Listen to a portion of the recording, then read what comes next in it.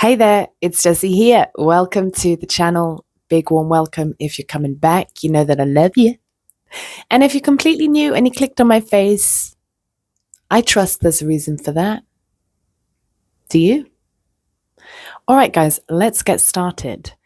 What will we talk about today? I'm going to share with you a Christmas present I got from my sister. And I love it. So it's this. I got Caroline Miss archetype cards.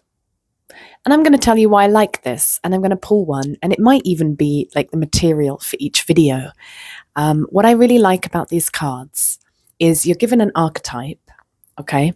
And then you're given the light attribute and the shadow attribute on every card. And isn't that nice? Isn't that nice? So it's not just like all rainbows and sunshines and lollipops. It's also, it kind of makes you question where you are.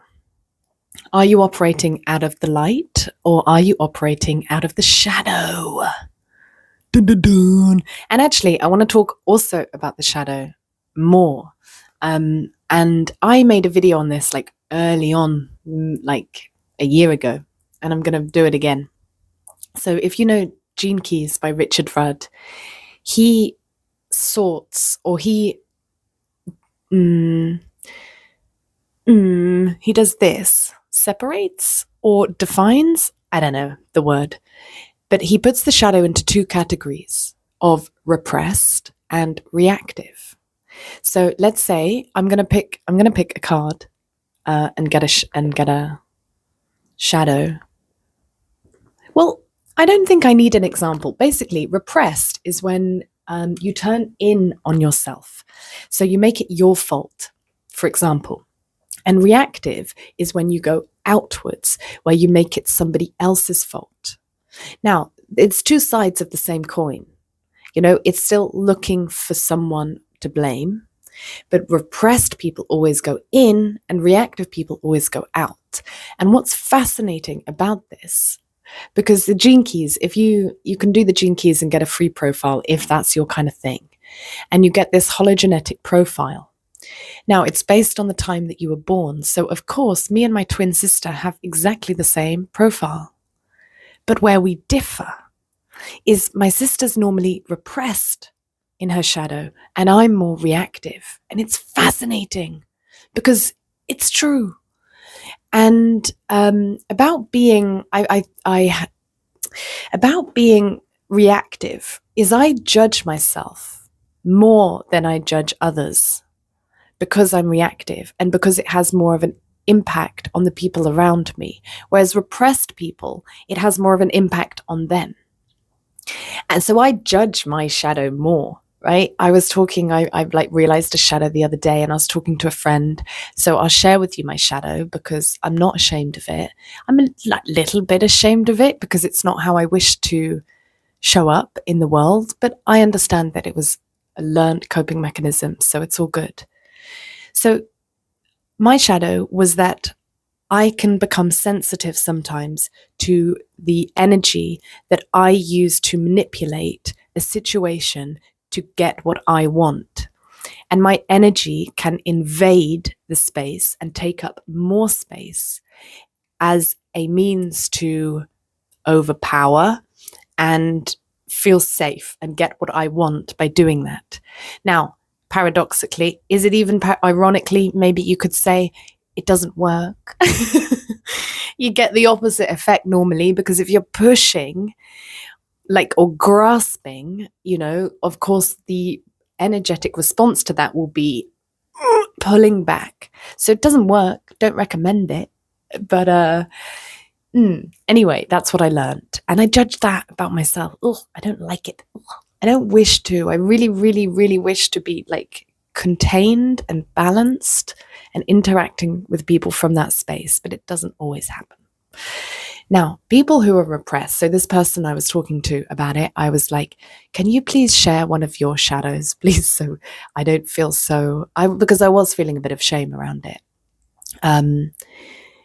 So I really wanted to just hear somebody else's shadow and not feel so bad like I'm the only one, even though I know I'm not, but it helps, you know. Anyway, his shadow was people pleasing, and how he doesn't want to upset anybody, because he feels like then he's done something wrong. So there is shame, but he feels he's done something wrong because he's upset them. Whereas, you know, on the other side, that's repressed. On the reactive, it's like, you've done something wrong to upset me. And I judge that more, because at least if you're repressed, you're not lashing out and you're not interfering with another's experience. You're containing it. Now, it's probably a horrible experience if you're like beating yourself up like that. So I shared this with him. I'm like, for some reason, my mind is trying to justify why my shadow is worse than yours. Hi, welcome if you're new. This is how I operate. And he was like, yeah, but at the end of the day, me people pleasing to not upset the other is selfish in its motivation, because I'm trying to protect myself. And I thought, you know what, it is. And not that there's anything wrong with that. Like, I was just judging mine as more selfish. And actually, like, we're all just trying to get by and feel safe. I believe, whether we're conscious of it or not, unless you have managed to liberate yourself from these programs. And congratulations, I will join you soon. I'm on the way. And then I thought about it, and I thought, you know what? If I had to choose whether I was like trying to please others, if I had to choose out of those two shadows, I'd still choose my way. It suits my character more. It makes sense to me. And it's a little bit more direct. Okay, it might not be correct. It might not be a great experience for the other person, but at least I'm not hiding or manipulating. I don't know, is manipulation always covert? Is it always hidden? Thoughts? Maybe it's just the same energy, just the other side of the coin. And I do know now, I'm saying it all out loud, that I can't judge one as better or worse. Like, it's the same shit, different approach. So anyway, there we go. That's a bit on that. But I'm going to pull a card because I want to give an example of how fucking brilliant this approach is, to always consider the light or the shadow. So shake, shake, shake. Shake, shake, shake. Shake your booty. Shake your booty. All right, then. Give us a card. Give us a card that will be helpful for me to demonstrate my point. Oh, I love this archetype, the trickster. I love it. Okay, so the trickster. Right, now, I don't know how you use cards, if you even use them, but I like to, if there's something, a situation, or I want clarity, or sometimes I'm just like, give me the energy of me right now. Just a tool for self-reflection. So the light attribute is transcending convention, stuffiness, and predictable behavior. And then the shadow attribute is manipulating others through duplicity. So here's that manipulation energy I was talking about. Now, honestly, I don't know what duplicity is, so I'm going to have to Google it. But you see, okay, so when I pull a card on a situation or energy or whatever it is, and I look at the light and the shadow, this is the process that I go through. Okay, where am I operating out of? Where do I resonate more right now with this situation? Is it the light or is it the shadow? And let's say, for example, I'm in the shadow. Okay, now I have guidance. Now I have a pathway to the light. Am I able to shift my perspective towards the light attributes? Now, if I resonate with the light attributes and I'm like, all right, okay, I can then amplify more those energies that are given in the light attribute, or I could look at the shadow attribute and just be aware that that experience might also come into me given this situation. Maybe. Or do you know what it's done sometimes for me is it's been about a specific situation and then I've gone, okay, I resonate with the light right now. But the shadow attribute, ooh, but I see where I'm doing that in another situation. Ooh. And I just love it. I love these cards. Thank you, Zita, for getting them for me. I just got lipstick on my card. On the trickster. Sorry. I love the balance of it. And I love that it checks myself. I love that it checks me, like it's not all like la la la. It's like, careful, careful, careful. Anyway, what does duplicity mean? Does anybody know?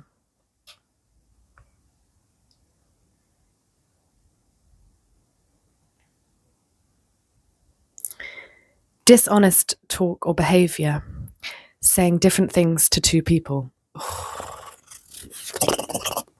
All right, well, I think I might be in the shadow because that hit me somewhere. Manipulating others through duplicity.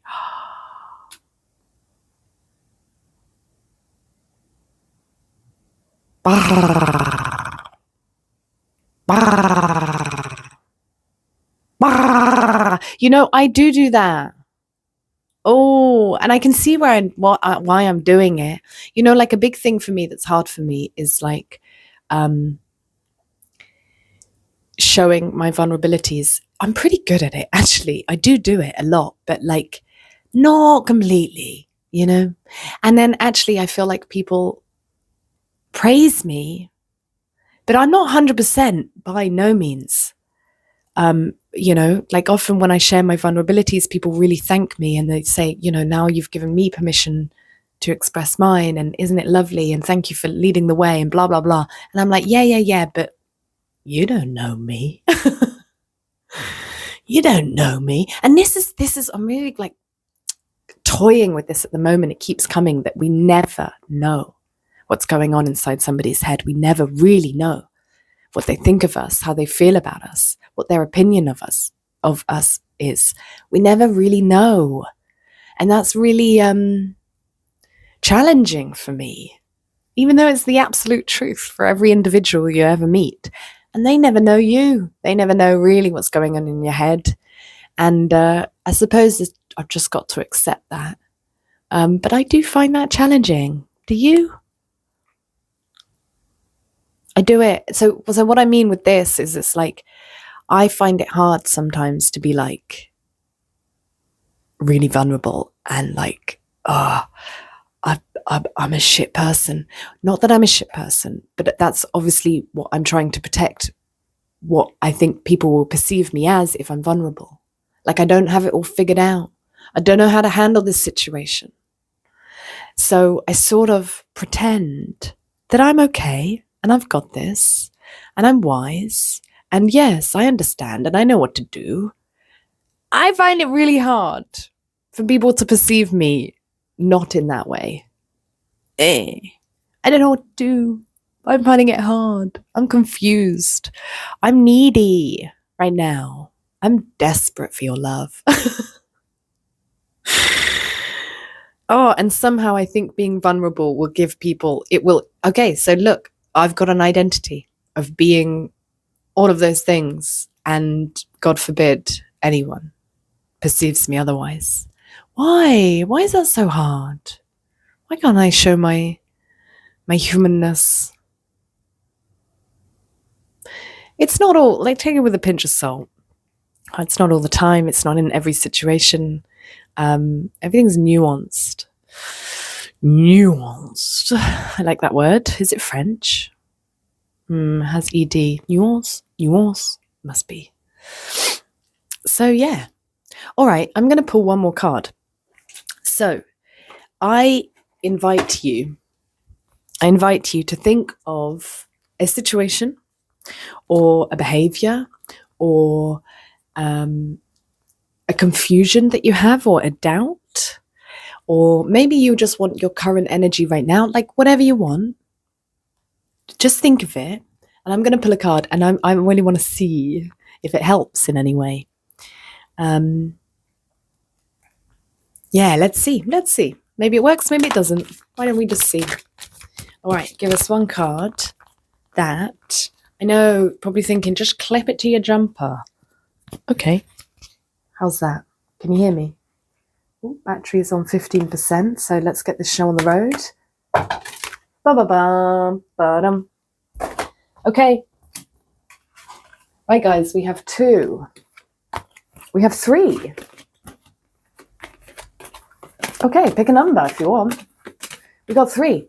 Are you ready? Number 1. Advocate. Light attribute inspires you to put compassion into action. Shadow attribute, embracing negative causes or committing to causes for personal gain. Does it resonate? Can you recognize yourself? Do you recognize yourself in either of these? Not can you, do you? Have a think. Number 2, vampire. Light attribute makes you aware that someone or something is draining your life force. Shadow attribute, depleting others for your psychic survival, chronic complaining and codependency. We're all vampires, guys. Don't always be pointing the fingers at them vampires, because we always vampires too. 3rd, number 3, king. Light attribute, enlightened, benevolent leadership, benefiting those in your charge. Shadow attribute, excessive feelings of entitlement, rulership without restraint. Isn't it lovely? Don't you feel like you hear the light and you're like, all right, and then you hear the shadow and you're like, because it's so possible, you know, we can operate out of the light and the shadow in any moment, and we are. And I really like to be aware of where I'm coming from. And if I am in shadow, try not to take myself too seriously, especially the beliefs. Oh my goodness. Talk about confirmation bias, guys. I am, in this moment in time, experiencing an echo of an old belief that is trying to convince me that a bad thing will happen because it happened before. And even though I'm like mostly like feeling really good and really secure and voicing my needs and my doubts and then being responded to very beautifully by everyone involved, so I have all of this evidence accruing that this belief isn't true. But this belief, man, won't let go. It's like an echo. It's like hooking in. It's like knocking at my door. Like, hey, Jessie, remember, you're insecure and bad things can happen. It happened before. It will happen again. And I'm like, leave me alone. How do you deal with that, guys? Right? I know it's just like, where do you put your focus? But this thing is like it's like, don't forget, you are limited. It's like really trying to pull me down. And I'm just like, fuck off. Leave me alone. So confirmation bias is accruing so much evidence and manipulating. This is manipulating my perception of what's happening to confirm itself. And I see it happening. And I'm like, I don't want to believe you. But it's like the little devil on my shoulder, you know? And I really, really have to practice focusing on my new belief, my new experience of life without limitation, without, no frequency bullshit. Leave me alone. Am I resisting it too much? Who knows? Anyway, guys, that is me today. I hope you enjoyed the video. Thank you very much for watching till the end. Please let me know your thoughts down below, especially down below. I said that. Okay. With the cards, if you recognize yourself with anything else I said, I really appreciate hearing from you. And subscribe if you are completely new and you like it. And otherwise, have a beautiful day and a beautiful life. And remember, we've got this.